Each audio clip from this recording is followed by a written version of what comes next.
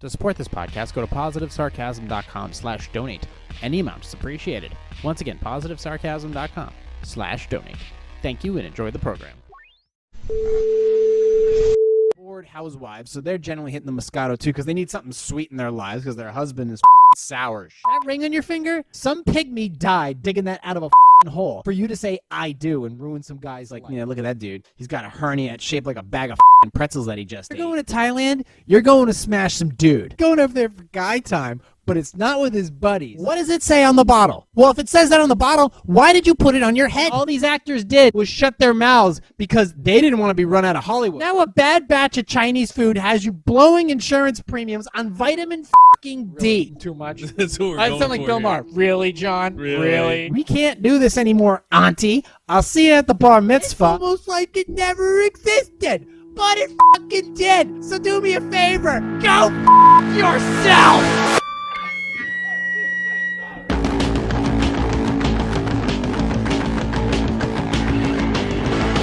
Jay here, positivesarcasm.com. Sandbox. Like, subscribe, share, donate. Positivesarcasm.com/donate. Any amount is appreciated. If you want to find me on the Instagrams or the Facebooks, you may certainly do so. If you want to find me on the TikToks, you're going to have a tough time. But Facebook.com/POSSarcasm, Facebook.com/positivesarcasm. Whatever. You'll find me either way. Instagram at @positive_sarcasm. You can hit me on YouTube. Positive Sarcasm Concept Channel. Positive Sarcasm Podcast. Welcome. You're already here. And Positive Sarcasm Reactions. Just over 100 subscribers. Sweet. You can hit me up through my website, Positive Sarcasm contact section. Just fill out your information, send it over to me, and I'll get back to you. Posing music, bodybuilders, all that other stuff. Thank you to all the recent requests. You can email me through there. Anything, just type in the subject matter, posing music, blah, blah, blah, blah. Even if it's on short notice, I'll help you out. That's what I do. I'm even offering a inflation discount, which is pretty awesome. So take that into consideration because gas prices are a little high and electric charging prices are a little high, and I don't control that. But I can take a little bit off the top to make your life a little bit easier, if that helps. Also, if you want to email me, just email me directly. Positivesarcasm@outlook.com. Also, the first episode of Pizza and Ketchup, the movie reaction /review/debate podcast just went up. I was a guest, probably a one-time guest on that new podcast, so go ahead and check that out. I think that's available everywhere. So thank you to those. Once again, thank you to those guys. I think they were canning some episodes. They're just canning some episodes, and I think they just dropped their first one. So go ahead and check that out. In the meantime, some housekeeping news.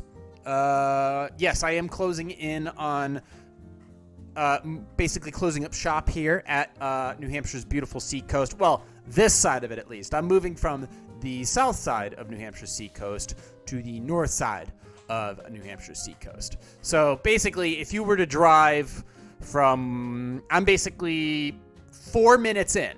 Basically, if you were to start at the border, it'd be 4 minutes from the actual border of New Hampshire, you would basically find me. And now I'm moving to basically 5 to 10 minutes the other side of the border. But it's great because I'm moving from something that could potentially be hit with a nuclear weapon, which is the Seabrook Nuclear Power Plant, which if that hotel wasn't in the way, I could actually see the blinking lights and the mushroom cloud, to the other side where there is a Air Force base and a naval shipyard where they sit nuclear submarines. So that's pretty awesome. But I'll be moving over to there. Starting in May, and then it's going to be a little weird because I'm going to have some time where I'm going to be spending, obviously some off time where I will probably be spending my time unpacking my stuff and then,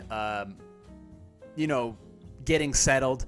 And it's going to be in a temporary studio. And when I mean temporary, I'll probably only be there for 3 weeks. So I'll try to get a few episodes in while I'm in that temporary studio in that location. And then I'm going to be off for another week or two, another couple weeks. And then I'll be moving into a permanent studio down on the up by that area for the next year.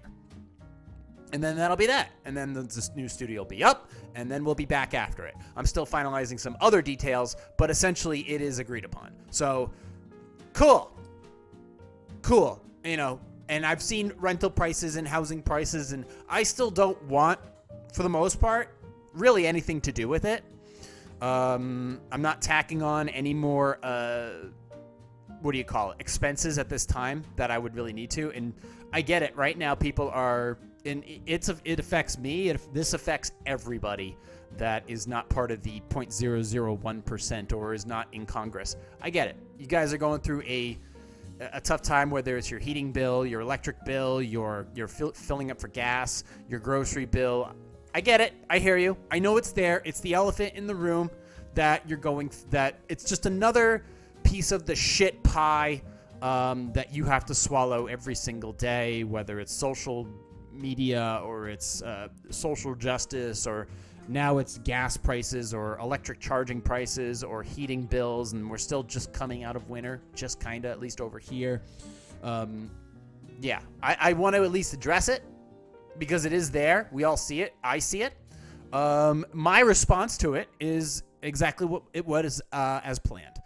Basically, I knew in November that, things were going to get a little stupid, which is as I usually do. I stock up on meats during Thanksgiving. This is part one of my fight against inflation, was basically moving closer to where I needed to go, so I spend less money on fuel. And, of course, stocking up on turkeys. And I am down to my second to last turkey, which my problem with turkeys is I tend to have an eating disorder with them, because as soon as they come out of the oven, the way I cook them, as I've stated before, is I pull the breastplate off so that I can flip the turkey, the dark meat section, which includes the wings, the drumsticks, and then the back plate separately. I flip that over and I cook it so all the fat comes out. But then what I get at 350 to 375 degrees is a super crunchy, crispy, salty, tasty skin. And within 5 minutes of that turkey coming out of the oven, all of that is gone because I just shoved it in my face. Just because I can't. It's never gonna taste better. As far as the skin goes, it's never gonna taste better than the moment it comes out of the oven, because it's crunchy, it's hot, it's not gelatiny. Because basically, when you cook it all like that upside down, all that extra fat that usually that comes down from the top, it just sits there in that skin because it's super thick. Well, when you bake it in the oven upside down, it gets just thin and it gets crunchy, and you're able to just pull it off. Just pull it off, and it's all gone.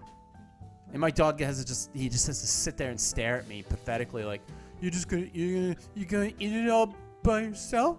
Well, what about me? Well, obviously, since this meat is really good, it's nutritious, it's nutrient dense. It's so much easier to peel some of that off and give it to him. It's very well cooked. It's safe for him. He loves it, so he doesn't feel like he's ever being left out. And I have a rule with my Chase, is that basically any meal I have, as long as it's safe for him to eat, I save the last bite for him. That's a rule I have. Doesn't make him feel left out. It's one of those foster dog type of things that you kind of have to pay attention to and entertain, because those first couple of years of a canine's life where he's stuck in a shelter, those never go away. That issue never goes away. There'll always be that dependency, or that nervousness, or that fear, or that aggression, or that food dependency. You can, for the most part, you can make a lot of it go away, but that fear that a dog has, or that fear being left alone, that never goes away. Never. But you can mitigate it with lots and lots of love, and always giving them a last bite of something, or just, proper training and things like that, and letting them know that you're always coming home, no matter what. So the turkey thing, I basically just, I attack that thing first chance I get, and it's delicious. But I'm basically closing in. I got one more in the freezer. I don't know when I'm going to cook that. Most likely within the next couple weeks, and then that'll be that. But it's just so damn good. I've just been eating like soup and salads, like a lot of Lipton soup, the noodle ones, the vegetable ones, which are awesome, and then there's the beefy onion ones. The beefy onion ones And I've just been ripping those up like every morning and every night, and it fills me up. And I remember them as a kid. I absolutely love them. They're so good. And they're cheap. They're right now, with the price of everything, they're just $1.50. Come in 2 packs a piece. You can throw either raw egg in there, and it'll cook while it's boiling. Or you can just throw a hard-boiled egg in there, chop that up, throw that in there, some extra meat or some olive oil, some leftover shredded carrots, and you can just make a little soup out of it, and it's fantastic. It's cheap food, and it's very nutritious because you're getting soup, you're getting something hot, you're getting plenty of salts, you're getting plenty of other vegetables and additional things. It doesn't break your budget. It's great. And then I pair that with salad, which is relatively inexpensive. I throw little proteins on there. I'm getting my vegetables, and I feel great. It's helped me keep my weight down. It's helped me keep my energy levels up. I don't feel stuffed, and then I basically supplement with a little bit of fruit, and I feel fine. But it's helping me keep my, because I'm always thinking about my grocery costs or anything else I'm doing. As far as, especially in this situation where I do keep an eye on these things, but it's helped me just soup and salad every day. And it's not just one meal. I'm having 3 or 4 of these meals. 3 or 4 of these meals, then supplementing with additional fruits and then a protein shake as well. Probably like almond milk because it doesn't give me bubble guts. Almond milk with some myprotein.com. I still have some of that chocolate left, so that helps me just complete. If I'm really, really hungry, that gets me over the top, and I'm basically stuffed Phil for the day. Also, to fight against inflation, considering that my Lincoln is it's a beast on gas. My Mustang sat untouched for 3 months, just battery cables unplugged, covered up with 3 different tarps, and untouched for 3 months. So December, I put it away basically 2 weeks prior to December, just before Thanksgiving. So it sat then. It sat through the freezing temp. It sat through all December. It sat through freezing January and freezing February, and the first and second week of March. And I just pulled the tarp off of it yesterday. Gave it a good look once over. Looked inside, in and out. Basically, it's a good idea if you're putting a car away in the wintertime. Not a bad idea to lay down baking soda. So take out the carpets, vacuum it out, put baking soda on each area of the carpet, and then put some baking soda in like the center console or whatever, in like the box. Just leave it in the box so there's no moisture, no humidity sitting around in the car, so it doesn't get all musty and smelly, especially in convertibles. And just let that sit there so that your carpets don't get moldy and stuff. So you let that sit, and then you vacuum all that out. And then I popped the hood. I reconnected the battery cables, tightened it up, and I got in the car. And I'm like, I'm expecting like the battery to be dead from like basically almost 4 months of sitting, not doing anything, just sitting there unplugged. And I turned the key, and the car just went, and I felt it smile, and it just like it never went to sleep. Boom! And it just rumbled. And that first, to me, it's the same thing as when you take that turkey out of the oven. It just, you can't just let it sit there. You have to let it sit for 15 minutes to let, if there's any humidity or any moisture that's sitting in the engine, it's a cold engine, let that bad boy warm up.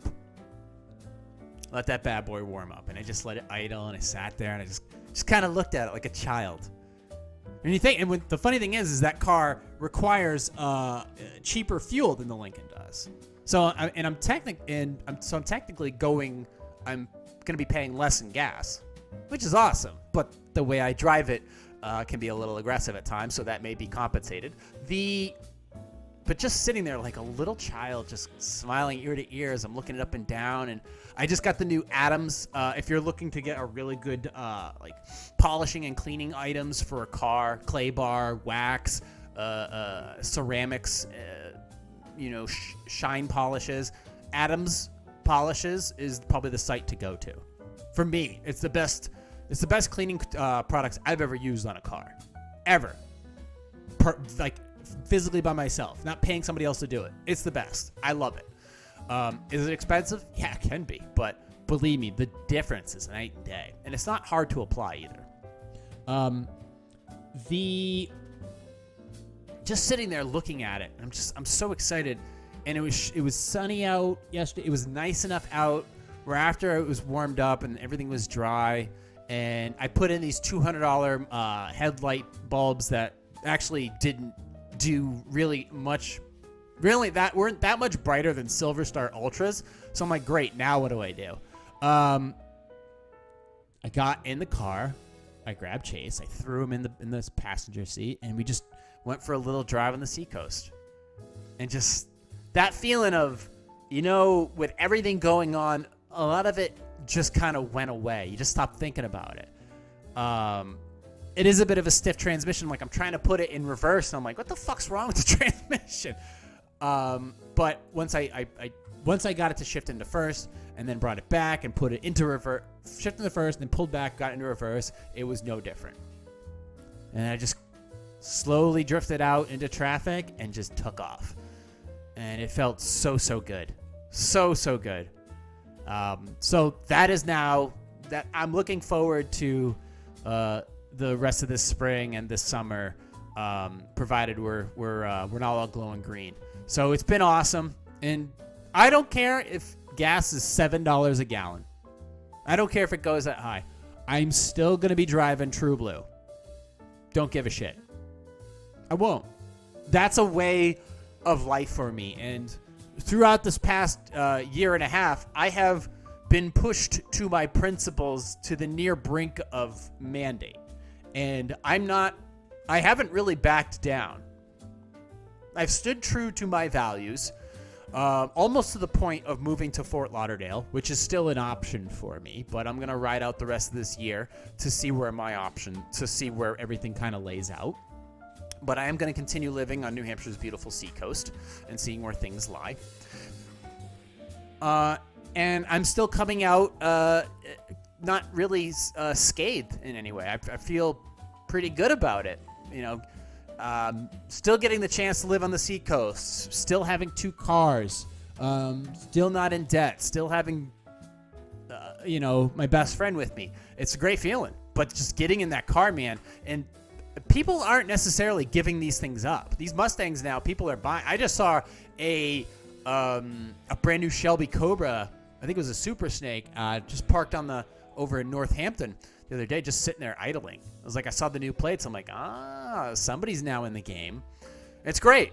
It's awesome. But these cars are not easy. If you want to get a GT, the cheapest you're going to get one for of the body styles for 05 and up is $20,000. You want an earlier model for that, then it's probably going to be 12. You're going to be spending 12. So my car has doubled in value, but I don't give a shit if it's gone down 50% in value. I'm not selling the thing. I love that car. It's just it's so my identity. So that was a good end to this week. Really just getting in that thing, taking it for a stroll, and it was like I never got out of it. Completely awesome. What was a bummer was I know that there was a study that is probably going to be battled about as far as misinformation, or people are not informed because information is so minute to minute nowadays. It was the ivermectin study, and the ivermectin study, it originally was said to have caused a 30% decrease. I'm paraphrasing, like roughly a 30% decrease. This is on extremely low dosage. 30% decrease in getting infected, 30% decrease in being hospitalized, and a 30% decrease in mortality, which is incredible. That's incredible. But there was several experts and doctors that were combating this study, saying that it was using data that was invalid, and ultimately the study, which was supposedly, it claimed to have been peer-reviewed and peer-approved and blah, blah, blah, and quite properly published, was apparently, I think at this point, withdrawn. We have yet to, there was a rebuttal to it, and then it was apparently withdrawn. I have yet to hear the rebuttal to the study, but apparently this study, which was peer-reviewed and published and all that stuff, was withdrawn. So now once again, and here's the thing. When they do a study on something like this, a medicine or a supplement that is not owned by anybody. Like, for example, ivermectin is not owned by any pharmaceutical companies. Therefore, it has a generic patent, which means anybody can make it. It's made for pennies on the dollar. So there's no reason for a pharmaceutical company to pay to do a study on it because they're not making money on it. So these studies have to be done via clinicians. So like a hospital or a privately funded organization or a team of privately funded clinicians have to go and create the study. And the studies can take time because you have to go through thousands of patients and you have to compare thousands of data, placebo-controlled studies and other things of that nature. And they have to put this all together. And then once the conclusion is taken, and remember, during studies like this, people die. Because we're talking about a thing that has, a lot of people die because of it. Not because of ivermectin, I'm saying because of COVID. But you have to understand that in that process of the studies happening, some people didn't get this dosage and maybe they could have lived from it. I don't know. Because of it, I don't know. But now we have a study that was not done by the pharmaceutical companies. It was supposedly clinician funded, clinician provided, but now it's been withdrawn. Now we have basically no actual study that I know, to the best of my knowledge, that actually validates ivermectin as a drug that can be used to combat COVID in any capacity, no matter the variant. Now, does that mean it doesn't work? I'm not arguing against it. I'm just saying, like, it's really frustrating to know, or at least believe, that there may be medicines out there or supplements that could really help you fight certain infections or certain viruses or certain bacteria, but that you'll possibly never know the answer to the question. You'll never get the actual facts. And probably because there are people out there that don't want you to know the answer, that are restrictive to it, that are pushing down the truth. Because of money, because of control.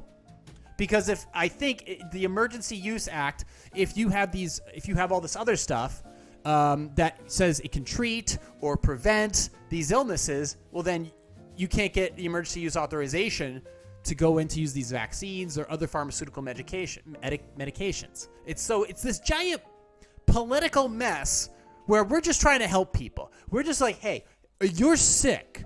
Well, what's the best course of action that you can take to make yourself healthier? What's the best course of action for you to take and for us to take that we can give you medicines or supplements or surgical treatment that'll make you better?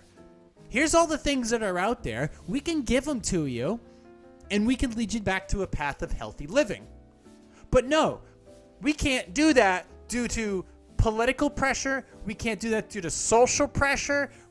And therefore, you can't have ivermectin because there's no studies on it. Therefore, we can't approve it. And even if there were studies, they were quickly withdrawn for whatever reasons. You can't have these monoclonal antibodies because in some states they're not even allowed for whatever reason, even though they've been proven to work on certain variants for sure. You can't have these. What's the other one? Hydroxychloroquine. When you pair it with another supplement, it apparently works very well according to certain studies.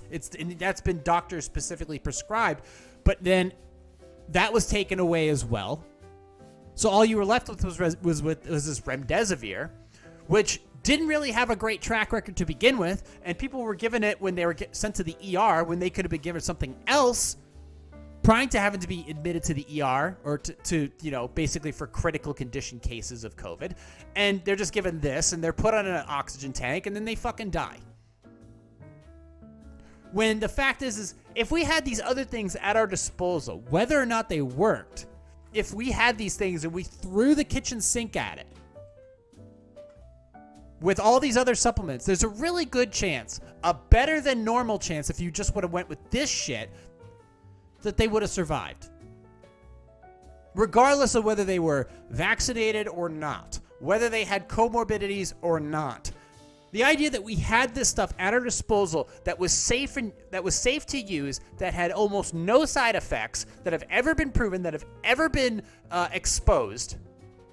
Shit was right there. And because for whatever political reasons, they didn't have access to this stuff. And then and for that reason, if it could have helped them, it could have saved their life. So someone you may have known, or someone you know, may have died because, not because of this disease, of this virus, but because, on top of that, there was these other medications out there that very well could have saved their life, but they couldn't have them. They weren't allowed to. The doctor wasn't either allowed to prescribe them, the hospital wasn't allowed to give them out, they weren't available in that city, they weren't available in that state. It's just, you want people to be healthy. You want people to get healthy. You don't want people to die. There's only a couple people on my I wish death upon list. But for the most part, if you want to be a fat ass and eat potato chips all day and you die of COVID, it's your right to do so. But you should also have access to these other medications. You really should. If they've never been proven, or if they've been proven to be safe, at the worst case scenario, safe for use in many different types of dosages, why not have access to them? Why not allow a doctor who spends fucking 6 to 12 years in medical school to at least have a clue to learn about these things? Hey, here's a slew of things that might work. Try them out. A doctor will happily prescribe you fucking painkillers and stuff for your clinical depression. So why not this shit? Why not something that is less aggressive than Tylenol to get into your system and maybe work? And if you have an extra 30% chance of not going on a ventilator, which was essentially a death sentence, especially in New York, then why not throw a shot at it? Or if it's something that's pennies on the dollar, why not distribute that nationally? Be like, have it available. If people are concerned, you made masks widely available eventually when you initially told us not to wear them because they don't work, which apparently, according to the recent studies, the only ones that do work are those KN95s. The rest of them are dog shit, apparently. But you made masks widely available. Why? And those aren't cheap. Those aren't cheap either. They do cost money. But those are cheap to make, but they do cost money. Right. Did I have that right? I'll rephrase it. You made masks widely available. Okay. Why didn't you make these other medications which are cheap, super, super cheap to make? Why didn't you make those widely available as well? Why not? If there's any possibility, 10%, 20%, 30% possibility in reduction in contracting it or getting sick, truly sick from it, why not? But no, people have agendas, and people died or got severely sick or are still suffering because of it. It's extremely frustrating. It's actually it's way more than just frustrating. It's downright, it pisses me off that we allow this. We as people, we allow to be fucking told we can't do this and we can't do that. Because you just made people who are immunocompromised or nervous to go back. It's like, oh, you had nothing at your discretion. You could take this and you can wear that. That's your only option. These things, nope, they're bad, terrible. They're only, they're about as fucking effective as Necco wafers. Funny thing is, these things are cheaper than Necco wafers. And yet you're not, this is one thing that, this does actually make me consider the idea of like universal health care. Although I don't like people just being like, ow, I scratched my arm, I should go to the doctors. It's like that, I get that. People are doing that anyways because the eruption in the amount of urgent cares that are being built across the globe right now, the amount of urgent cares that people are just like, just go to urgent care. Just go to urgent care. For what? You bent your nail. Fucking, tie it off. But I get it. people should have at least the right to cheap healthcare. That I definitely agree with. The problem is we spend so much goddamn money on sending missiles across the world into wars that we don't even need to be in. That money that bills billions and billions of dollars, I mean, they could be spent working on our actual infrastructure, actually making people healthier, of allowing people to have the option of having a real nutritionist and a family physician who doesn't have to sign on with a large hospital, so you don't have to deal with their booking and their billing and their political bullshit, where they can afford to have their own private practice and you having access to them much easier. That supply and demand thing. But instead, you turn that doctor into a fucking bomb that you send across the country, to a country that most people, halfway across the world, to a country that most people have never even fucking heard of. So you can absolutely make the argument where it should be allocated to these things that maybe everybody should have. I don't know. Or at least have access to a cheap version of it, or a cheap or cost-effective version of it. But not something you'd mandate on people, but something they can have access to. But instead, you turn it into weapons and you send it across the globe. Okay, great. Well, if that's how we're going to conduct things, peace, I'm out. But I want to hear the argument, but it's like, you can't do two things at once.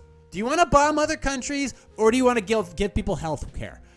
Let's fucking put the two together. Let's figure it out. Which one makes more sense? Do we want to have a war in Yemen, or do we want to give people nutritionists, access to healthy nutritionists, access to healthy physicians, access to family physicians, access to endocrinologists, access to all kinds of other things that help them manage their blood sugar, their heart palpitations, their kids' fucking edema, or whatever. I don't know. Make shit up. Okay? Do we want to do which way are we going here? What wars do we want to fight? You let me know which wars we don't want to fight, and then maybe we can bring those funds over here and we could do some shit. Maybe we could fix Baltimore. Maybe we could build some state hospitals. Maybe we can I don't know, do anything other than the shit we're doing with it. Because we're not solving any problems here. We would like to. It's quite frustrating to know that. I'm glad I have a format here that I can just kind of belch my ideas off of out there. I don't care who's fucking listening. It's out there and it's therapeutic for me and it helps me learn. But it is extremely frustrating that people are not getting taken care of here. Because even though there's no excuses for the vast majority of the population, it's like one of those things as a first world nation that we should be capable of accomplishing at this point, right? Instead of blaming everybody else. It's one of those things that, hey, we're pretty good. We know how to do things here. We should be able to build nice houses and have nice bridges and have front yards and backyards, and should be able to, not only hunt for our food, but go to the grocery store and pick it out of a shelf just in case. We should have access to all kinds of cars that are powered by all different types of things. We have electricity here, and we've got gas here, and maybe we'll have hydrogen here, which I think Honda's working on. You want to save? Maybe you could get a motorcycle, or you could take the bus. I mean, we should have access to these things, and it shouldn't be a fucking nightmare every time you go to fill up your car or charge your car that you literally have to take out another mortgage on your house just to get to fucking work. It's a terrible way to drive a society. It's a great way to crash one, and I think that's the direction we're heading in. But I'm just sort of venting at this point. It started out pretty awesome. Basically looking forward to, I have delicious food. I've got a delicious car outside, and I'm getting ready for that mode. But this is my one moment, my one time of the week to really just put it out there. Like, there's a lot of things we can fix. All right? And we're not doing any of it. We're not doing any of it. We're not fixing anything. Nothing. We are destroying everything that's great about this country. And everything that was wrong about this country, All we're doing is making it worse. All of it. And I don't know if it's this. Look, you can blame the citizens. You can blame the politicians. You can blame the school boards. You can blame the mayors. You can blame the president. You can blame, at the end of the day, we are all responsible. We're all responsible. You can blame YouTube for censorship. You can blame Instagram for censorship.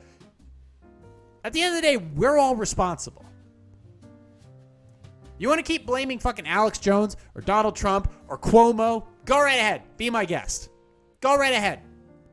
But you can't blame them for everything. There's some shit that you should be able to take care of for yourself.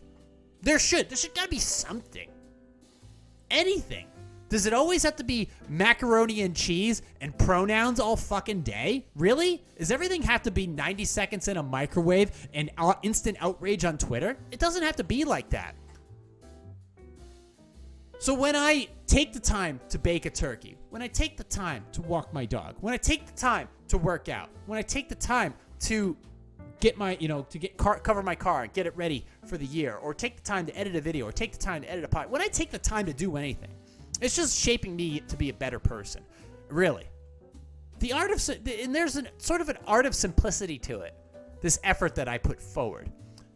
It doesn't make me better than you. It doesn't make me, it doesn't make you inferior. I'm just showing you examples of why are you doing this? Why are you doing that? Why are you cheaping out? When you're not really cheaping out. It all comes at a cost. You may, have just a giant ramen noodle budget, but that does come at a cost at the end of the day. It really does. But it is cost efficient. I always said I would rather spend my money on groceries than health insurance deductibles. I still stay true to that. I still believe in that theory. And it's worked out for me so far. But I wish we would, I guess to kind of close out this rant, embrace the art of simplicity. Because simplicity is hard work. Because you work really hard to get to a simplistic destination. And there's something beautiful about that effort at the end of the day, where you work really hard, you put a lot of effort into something, and it comes out with this simplistic joy. It's not complicated. To me, simplicity has always been way harder than things that are complicated. It just, I don't know, it feels that way. I'm not really sure how to word it at this time, but complicated seems like it's more expensive, where simplicity seems like it's harder. I don't know.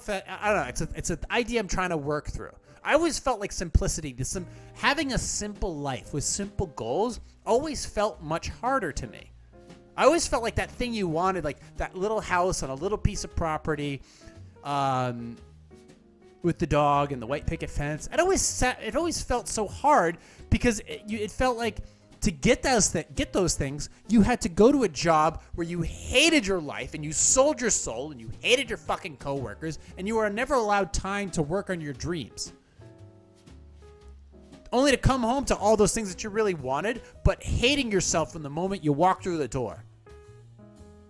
Whereas if you wanted to follow your dreams and maybe work somewhere you liked or start a business that you really appreciated, you'll never get the chance again to have those things. Because maybe somebody sues you, or maybe you're not going to make enough money at it, or maybe the prices are going to be too high where these things that you wanted are just unachievable. Like, you could have bought a nice little house by the seacoast 3 years ago for a couple $100,000. And you could live down here by the ocean and eat ice cream and go to the beach and just have a nice, simple life. You want to do that now? $500,000. Period. Period. You want to live in Northampton? $500,000. You want to live in Portsmouth? Double that. And that doesn't include taxes. And it makes people want to fucking give up. It really does. There's an article here, actually, by my associate producer. Dropped on me a couple days ago. About people no longer believing that working hard will lead to a better life. This is a survey, so we'll dive into it and see what fruit it bears. So, by the way, this is by, what am I doing here? There we go. This is by AutoHub. So, I got a new computer in front of me. I got another computer, not a new computer. I haven't bought a new computer in fucking 7 years, and that computer that I bought no longer works. I switched over to a different computer because I found the format was working a little better for everything I was doing. So we'll see how this works out. So people no longer believing working hard will lead to a better life. So it's a growing sense of inequality. I'm not sure where they're going with that, but it's undermining trust in both society's institutions and capitalism, according to a long-running global survey. So the 2020 Edelman Trust Barometer, which I believe consumer sentiment is also a thing that drives stock market prices up or down, and it is factored in.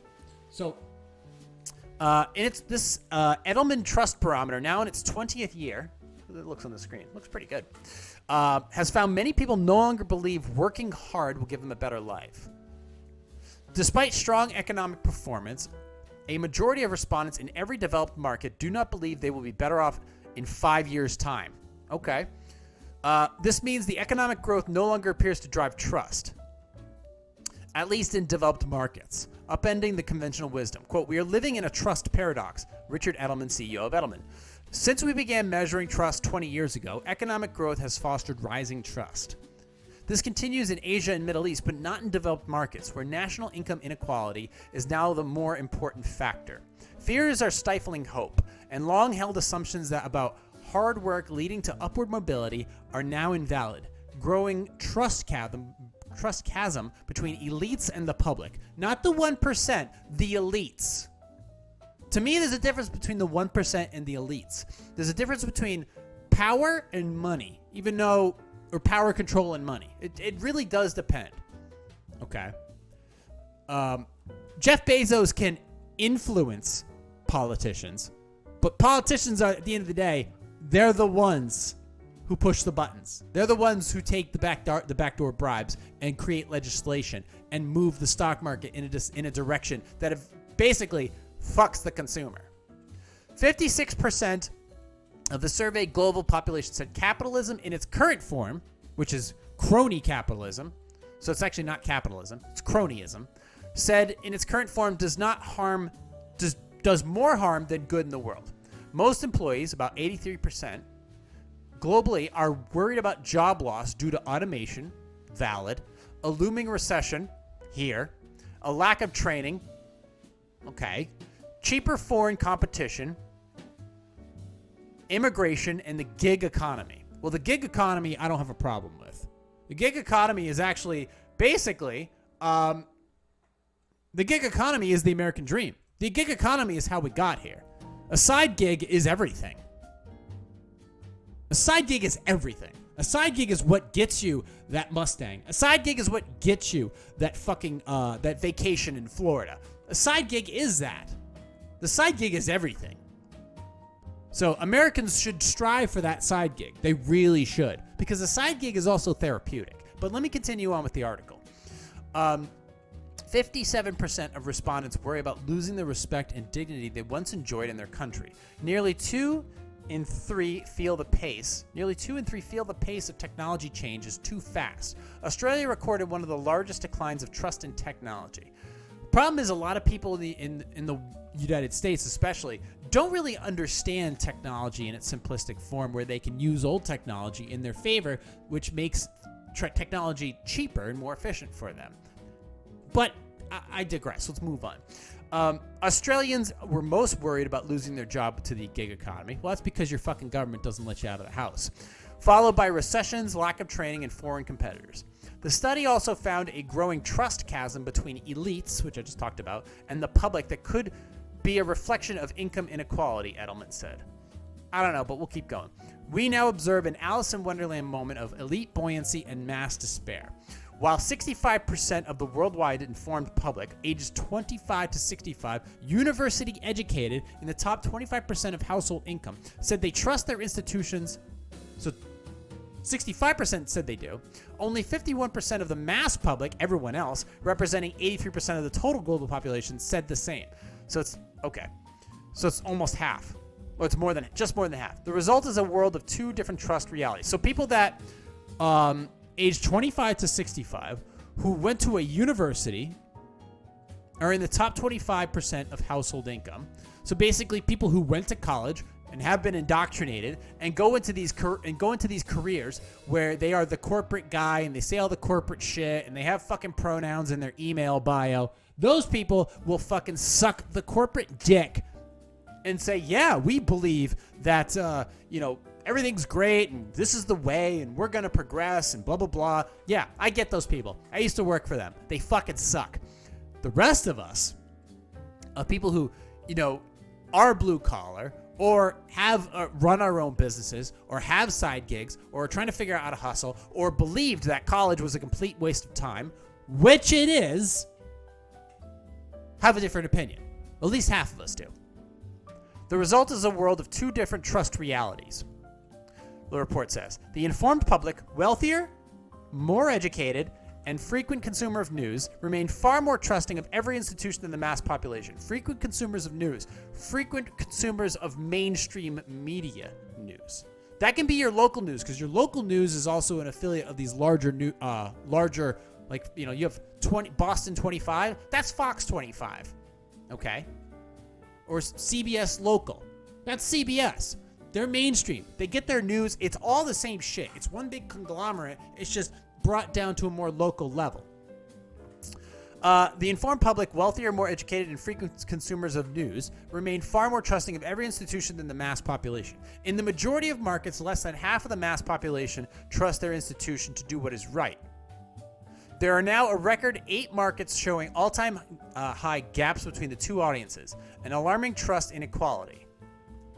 Trust levels among the informed public in Australia were at 68%. I don't know why they're doing Australia all this whole freaking time. Far higher than the 45% recorded among the mass population. Okay, so let's take a look here. We have automation. All right, so what things are going to be automated? Well, most likely a lot of transportation will be automated, probably in major cities or in logistical stuff. Maybe it's drones, maybe it's UPS trucks with robots, I don't know. So some of that, or in the workplace, which is understandable because you want to reduce workplace injuries because that's a liability and blah, blah, blah. That is one thing. Understandable. But remember, automation requires monitoring. It still requires jobs. When you try to create automation, you are creating a new market in which to employ people. It's just how it works. Okay? At the end of the day, we still cut wood, we still type on computers, we still do a lot of things in the workplace. There are some things that have been have gone by the wayside, but even with automation, there is still, the question is how much automation are we talking about? Are we talking about a tidal wave of automation? If that is the case, please. I know that Andrew Yang has talked about it. I know that it is one of those things. It is that like I said, that tsunami of automation that may be upon us sooner rather than later. It might be that magic quantum breakthrough that basically tells us, hey, we don't need to work anymore, which may be a blessing. It also may be a curse. I'm not sure. But automation generally, whenever we automate something, it's always led to more jobs or different jobs or a new branch of the economy, which leads to new opportunity, which leads to more jobs in some way, shape, or form. Okay? We're not who we are. We're not who we used to be back in the 1900s. Okay? We're different now. We got a lot more technology. But there's plenty of jobs to be had as of right now. There's a ton. One of the reasons is a lot of people just don't want to work. We've talked about that in the past in this podcast, but a lot of people don't want to work. Okay? There are businesses, large and small, shutting down or reducing their hours because people don't want to work there. Whether it's because of minimum wage or nihilism, whatever it is, it's just a thing that exists that is causing this to happen. That's just truth. That is just the truth. Remove all the agenda-based stuff aside. They're reducing their hours because of this and that, and there you go. Now, as far as a looming recession, it's here. The looming recession because of crazy inflation that could have been prevented, stagflation, which what the fuck do you expect? If you can't afford it, you can't buy it, therefore it sits on the shelf. And the fact do you still have a supply chain issue? Yes, we do. Yes, we do. Is it transitory? Maybe. Most likely transitory, yeah, but the fact is we still don't have shit. You can order certain products online. You won't see them for 6 to 8 months. And remember, people are working at 100% of capacity, 100% booked, whether it's farms or technology firms or manufacturing, they're 100% booked. Meat processing plants, 100% booked out. They have contracts. They're just going to keep pumping out shit. But it's going to take a long time for that shit to bring the cost down, because in order for the cost to come down, the supply has to meet the demand. That's it. You could buy a Lincoln Town Car from like 1997 for like a few grand 3 years ago. Now it's 8. Now it's 9. A really nice one, 12. It's crazy, man. It's crazy. You think fucking petrol's going to go away? Get the fuck out of here. You kidding me? Try buying a brand new Tesla. Try buying a pre-owned Tesla. Or try even finding a Prius or a Nissan Leaf. You're not happening. Or even a Chevy Volt. They've gone up in two. They've got a price of two. And try charging it. That's going to cost you money as well. Which fucking energy's got to come from somewhere. Lack of training. Well, there's a lot of entry-level jobs out there. So there's plenty of them. I'm not sure the lack of training thing. There's always, I don't know. Somebody else would have to rip that apart and explain that to me. The cheaper foreign competition, well, it's not coming from Russia. That's for damn sure. The only thing that's coming from Russia in this situation is supply chain issues. Cheaper competition. Well, when it comes to making clothes, you can get clothes anywhere. They come from Bangladesh, Vietnam, El Salvador. You can get clothes from anywhere. However, there are clothes, a lot more companies, smaller companies that are basically starting to make clothes in the United States right now, because there is a quality issue. And when you buy from the USA, you're going to get more quality. That is pretty much a fact.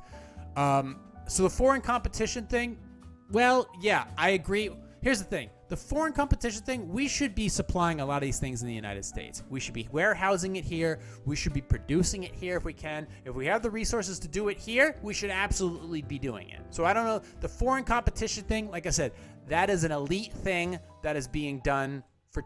First of all, it's not cheaper anymore.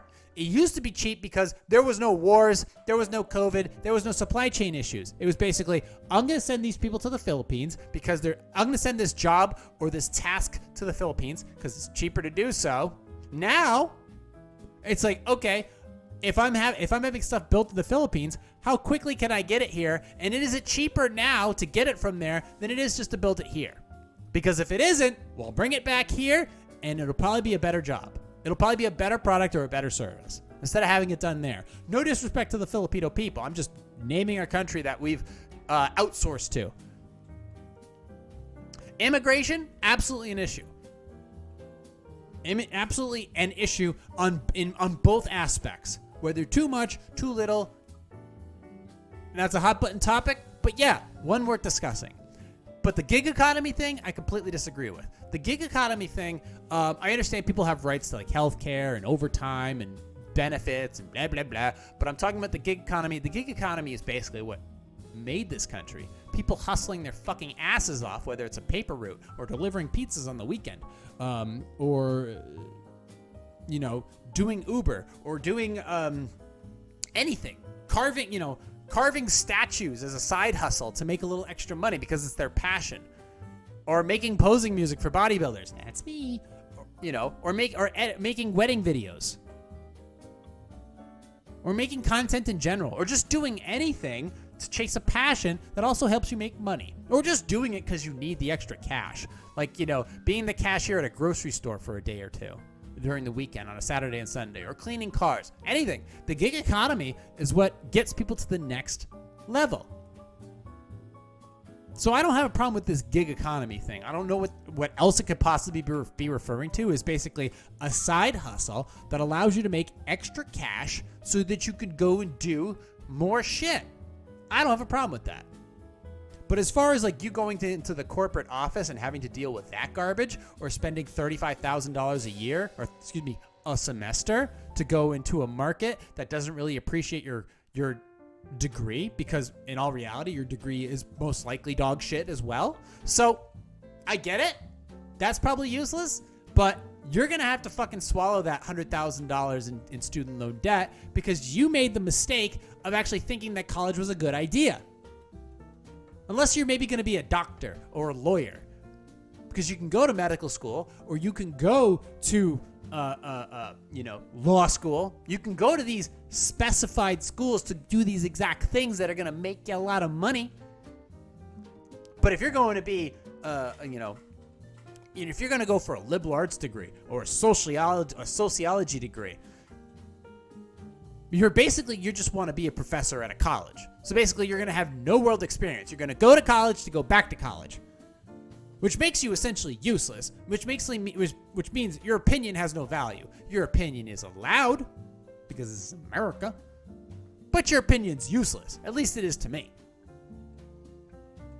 So I think in total, yeah, I do have a trust. Me personally, yes, I do have a trust issue as well. It is not with the 1%. I have no problem with a person who has a $3 million house in fucking the Hamptons, or a celebrity that wants to pay $1 bajillion in taxes and live in Hollywood Hills, or an oil baron in Texas. It's not my problem. They did their thing. They made their money. Cool. Now, can some of them influence, policy? Oh yeah, absolutely. But my main problem is with the elites, the ones who are using their capitalistic power, their capitalistic gains, to manipulate policy, to push their ideals, their what would you call it? Their ideals in general on me, through policy, through business reform. I still want to go through my day as I normally do. It's forced me to leave jobs before. It's forced me to take pay cuts before. It's not a lifestyle I choose to live. But as far as the true elites, that's all political. Those elites, that's where I truly have zero trust. And it shifts. It definitely goes back and forth between this side and that side. But as a whole, I don't trust them. I don't. That's where my trust chasm lies. Because they're not just liars. They're fucking criminals. They're criminals. They're flat out criminals. Like, they should be in jail for the shit that they've done, for the way they fucked the American people out of billions of dollars. As a whole, the amount of money that they take and they use for their own gain is criminal. Absolute criminal. And I'm just saying this in a generic conspiratorial whole, that they don't care about us. They only care about themselves and getting more money and more power and more control. And as a whole, we don't trust them. And that basically bleeds down from the elites down to the 1%. And because the elites, the political spectrum, blames everything on the capitalistic folk, it makes us divert our attention from those assholes up on the hill to the assholes who own the factories, who own the shipping docks, who own Tesla, who own fucking Amazon, who own Apple.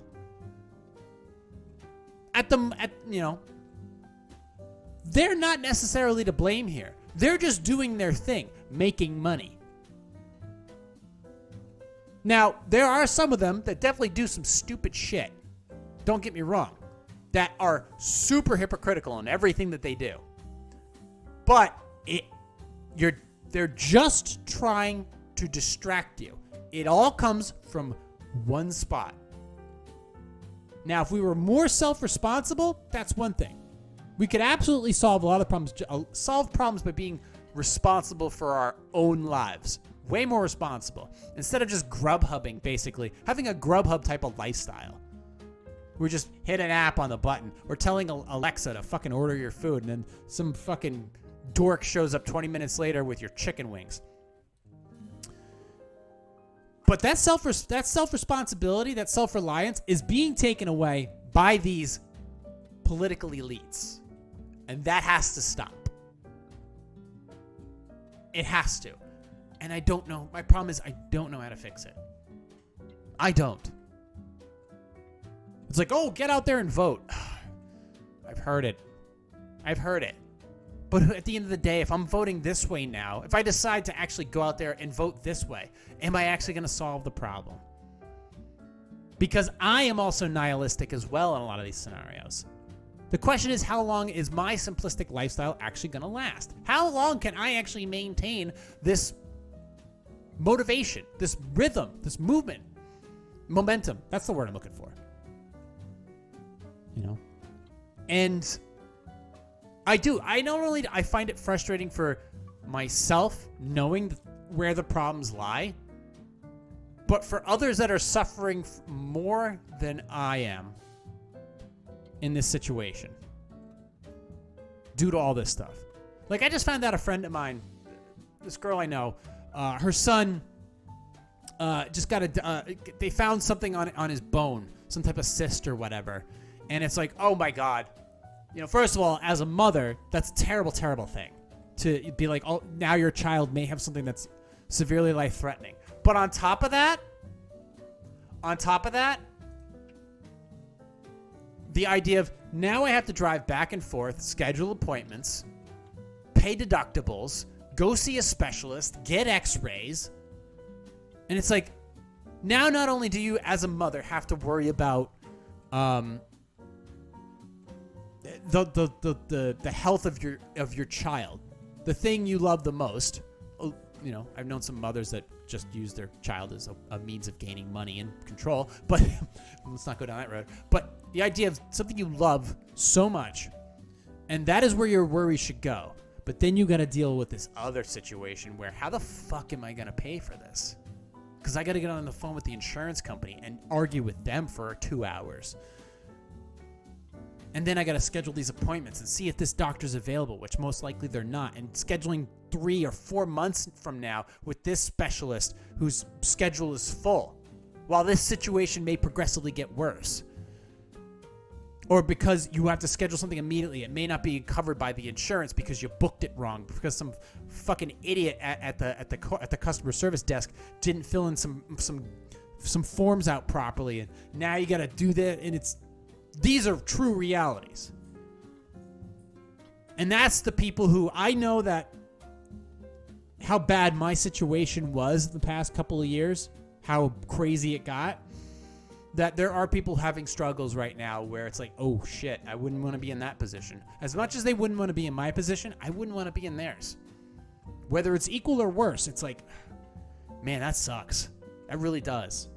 So, but these things we could, as the elites, as the 1%, as white collar, as blue collar, as a nation, we could be doing a lot more to soften the blow or lessen the blow of that anguish that person's going through with things that we could be doing or implementing. But I know every time the government touches something, they just make it far worse. That's all they do, is make shit worse. I hope we come to some conclusions or some solutions very, very soon, because everything is getting worse. You know, it's one thing. I want to be driving in my convertible with my pupper during, on a Sunday, going to the doggy park, enjoying a great time. I don't want to be doing this with $72 a gallon and the world being on fire, because that's not the scenery I'm hoping to look at while I'm cruising in my Mustang. That's not the kind of world I want to live in. It's not the kind of world I want to be a part of. So, on that dim note, we are in at just over an hour. I want to thank you guys for listening and watching and subscribing. I'm going to have some more stuff next week, obviously. Some things I didn't get to, but I'll hopefully try to take root on that next week. If you guys have any questions, concerns, comments, you can email me directly, positivesarcasm@outlook.com. You can also hit me up through my website, positivesarcasm.com. Just click on the contact section there. Questions, concerns, posing music for bodybuilders, movie reviews, requests. You can just go ahead, contact me through my website. Go ahead, look at the stuff there. Article archives, that's all there. If you want to support the podcast, if you want to support anything PS, go to positivesarcasm.com/donate. Any amount is appreciated. And that's pretty much it. Check out my other channels, Positive Sarcasm, and of course, Positive Sarcasm Reactions if you're into that whole music reaction type of thing. So thank you very much. I think we're done here. We're done here. In the meantime, thank you for listening, watching, and subscribing, and I'll talk to you all next week. Recorded here from the Sandbox. This has been a Positive Sarcasm presentation.